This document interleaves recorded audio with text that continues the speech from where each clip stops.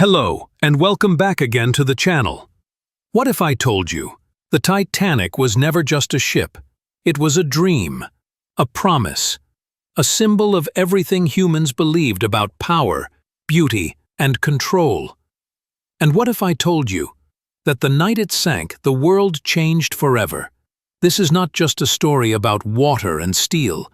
This is a story about people, about choices, and about how even the strongest things can break. Before the steel touched the sea, before a single soul stepped aboard, the Titanic was already a legend.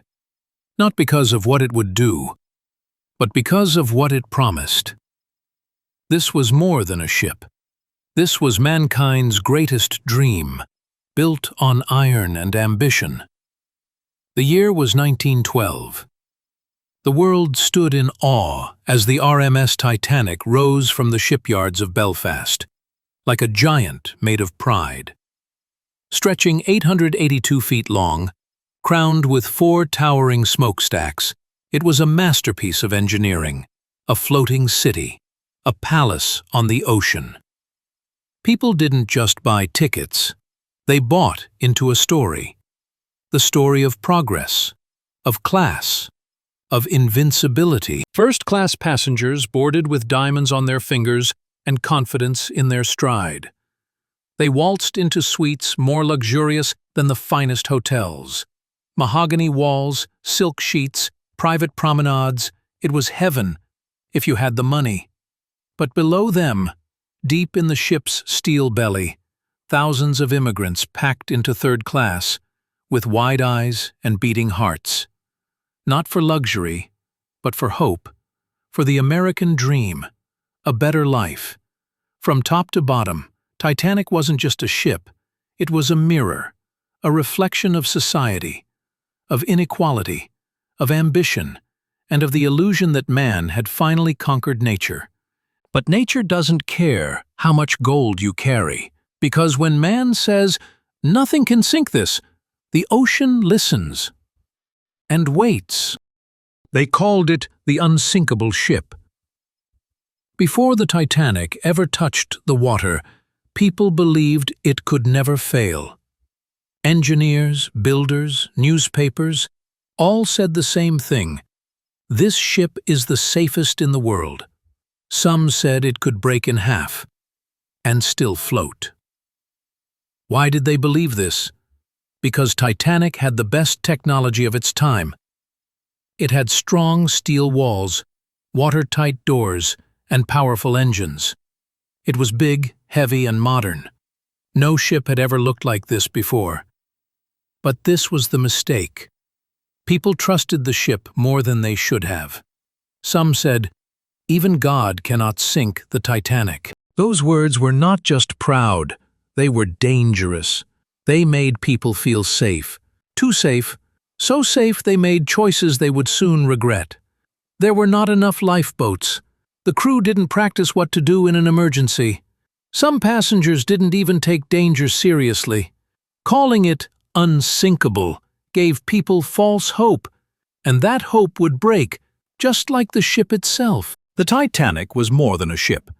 It was a small world, with rich, poor, and everything in between. There were over 2,200 people on board. Men, women, children. Some were famous, some were rich. Others had nothing but a suitcase and a dream. In first class, people wore diamonds and silk. They danced in golden rooms, ate food with silver forks, and drank from glasses that sparkled under crystal lights. They had private rooms, private decks, even their own servants. But deep below, in third class, life was very different. The rooms were small, the beds were shared, and the air smelled of coal and salt. But still, the people were full of hope.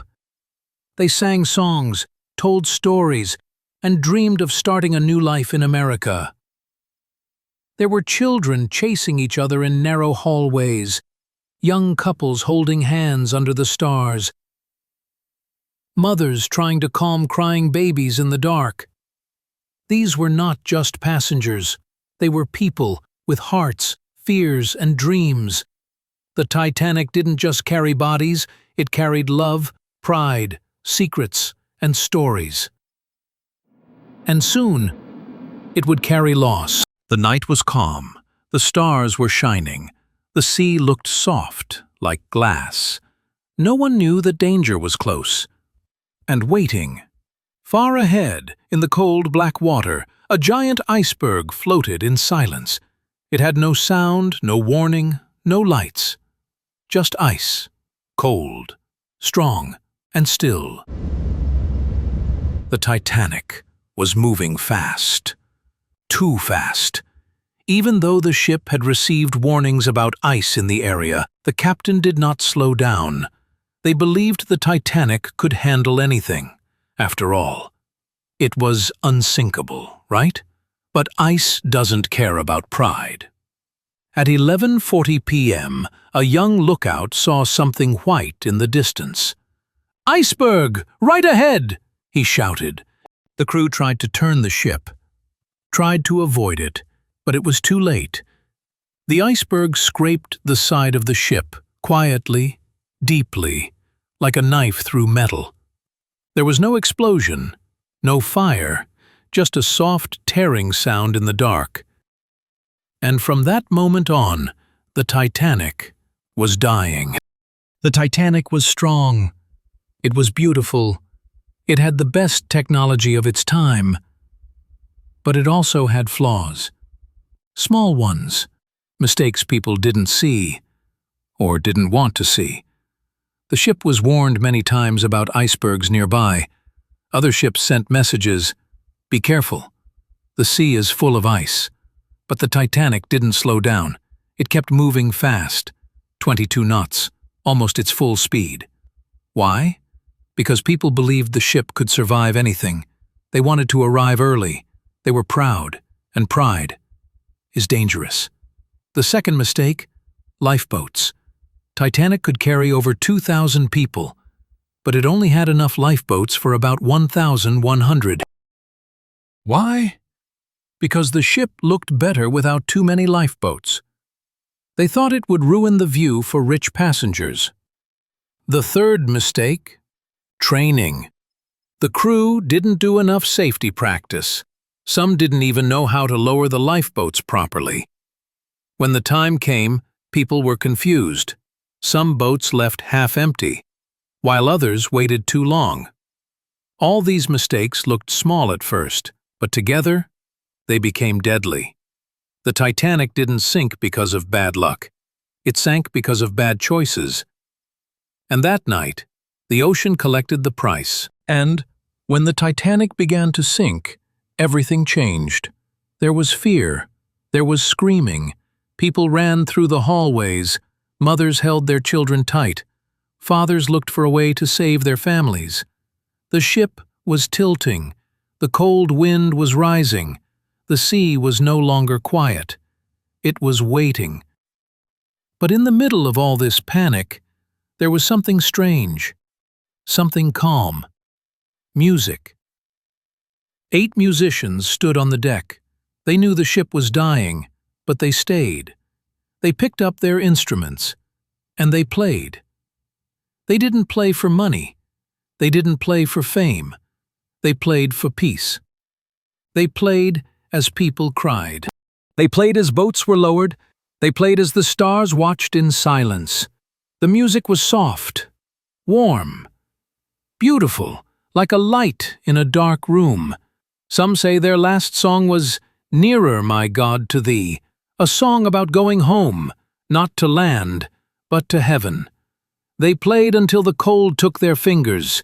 They played until the water touched their feet. They played until the end. These men were not rich. They were not powerful. But in that moment, they were heroes. They didn't fight the fear. They gave the fear a place to rest. And when the Titanic sank into the Black Sea, their music sank with it, but their courage rose. Even now, over 100 years later, people still remember the band that played while the world was falling apart. The Titanic was one ship, but inside it were 2 different worlds. Up above, the rich. First-class passengers lived like royalty.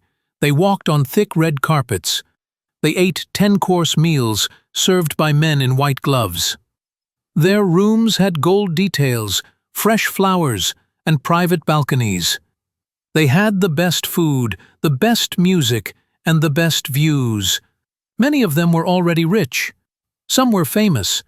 Others were powerful businessmen traveling across the Atlantic. They wore diamonds, silk, and pride.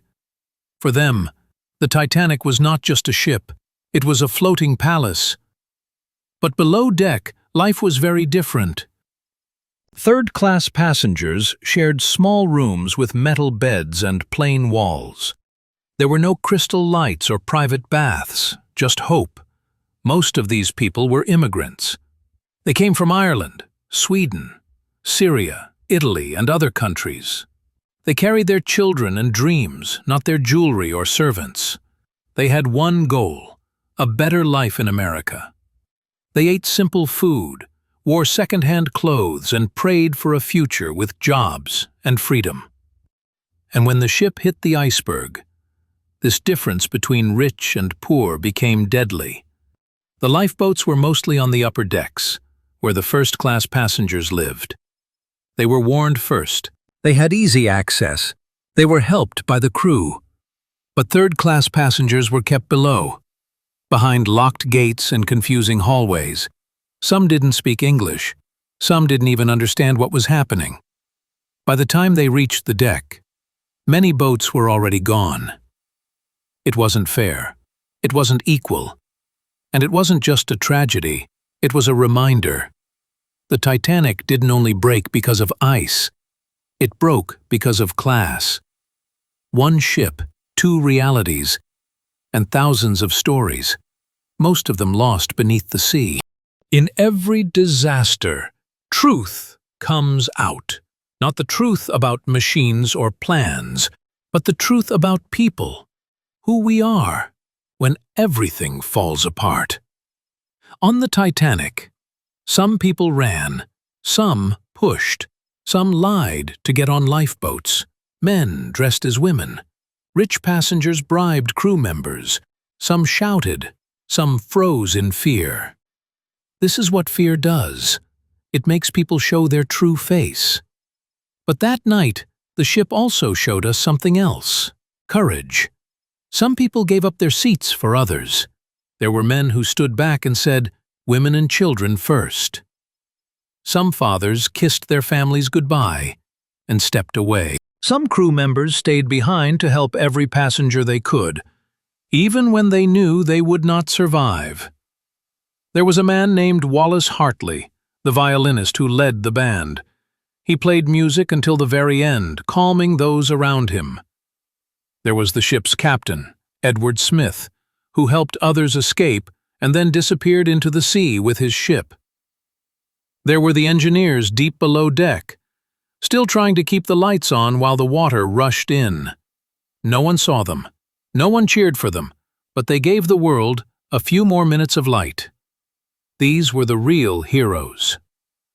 There were also mothers who wrapped their babies in blankets, whispering soft words even as the lifeboats pulled away. There were children who held their parents' hands until the very end. And after the screams faded, after the ship was gone, there was silence. The survivors sat in lifeboats, floating on a black ocean, watching the stars and waiting for help. Some prayed, some cried, some never spoke again. The Titanic was gone, but the heartbreak it left behind stayed forever, because in just a few short hours, the world saw the best and the worst of what it means to be human. Titanic was called the safest ship in the world. But that safety was an illusion. On the night it sank, more than 2,200 people were on board. But the ship only had lifeboats for about 1,100. That means, even if everything went perfectly, over 1,000 people would still die. So the question is, why? Why didn't they have more lifeboats? The answer is shocking and sad.